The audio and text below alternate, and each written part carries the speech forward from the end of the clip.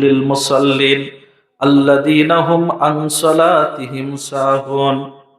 আমার আল্লাহ তাআলা সূরাতুল মাউনের মধ্যে বলেছেন, ফাওয়াইলুল লিল মুসাল্লিন, ওই সমস্ত মুসল্লিদের জন্য ধ্বংস, আফসোস বা ওয়েল দোজখ রয়েছে। আল্লাযীনা হুম ইউরাউন, যারা লোক দেখানো নামাজ পড়ে। লোক দেখানো নামাজ আছে, আছে না নাই? তাহলে আমার নামাজটা তো লোক দেখানো হচ্ছে না।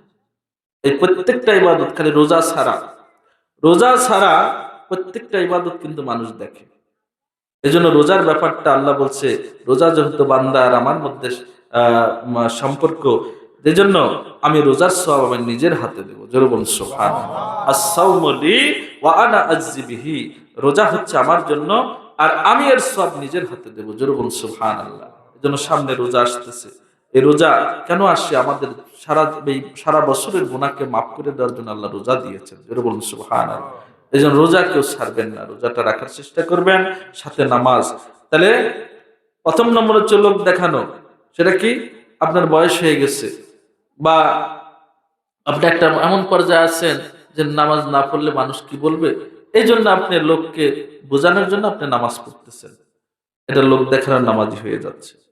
২ নম্বর হচ্ছে কি? অভ্যাসগত নামাজি। দেখবেন এই যে আমরা ৩ বেলা খাই, এখন ৩ বেলা খাচ্ছি, এটা একটা অভ্যাস। আবার দেখবেন রমজান মাসে এই যে সারাদিন খাচ্ছি না, ওটা একটা অভ্যাস হয়ে যায়, হয় কি না? আপনি যদি ২ বেলা খান, দেখবেন ২ বেলা অভ্যাস হয়ে গেছে। ৩ বেলা খান, ৩ বেলা অভ্যাস হবে।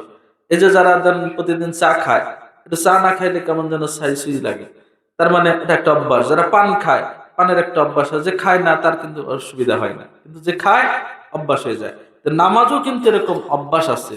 অভ্যাসগত নামাজি হলে হবে না, ও নামাজ দিয়েও কিন্তু জান্নাত পাওয়া যাবে না। তা লোক দেখানো নামাজ দিয়েও জান্নাত পাওয়া যাবে না, আবার অভ্যাসগত নামাজ দিয়ে মানে জান্নাত পাওয়া যাবে না। নামাজি হতে হবে কি?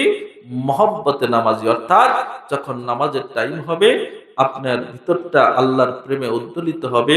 আপনি যেমন কায়কবাদ বলছিলেন যে, কে ওই শোনালে মোরে আজানের ধ্বনি, মর্মে মর্মে সেই সুর বাজিল কি সুমধুর, আকুল হইল প্রাণ নাচিল ধমনী। অর্থাৎ আজান হওয়ার সঙ্গে সঙ্গে আপনার ভিতরে উতাল পাতাল হবে, আমি আল্লাহর সামনে কখন দাঁড়াবো, আমি আল্লাহর সামনে দাঁড়াবো। মানে ভিতরে আনন্দের নাচ শুরু হয়ে যাবে, আহা এখনই আমি আল্লাহর সাথে কথা বলবো, আমি আল্লাহর সামনে দাঁড়াবো। এরকম ভিতরে একটা আপনার কাজ করতে হবে, ফিলিংস আসতে হবে। আর যখন নামাজে দাঁড়াবেন তখন আপনি দুনিয়ার সবকিছু হারিয়ে ফেলে, আমার নবী বলছেন, আনতা বুদাল্লাহ কাআন্নাকা তারাহু,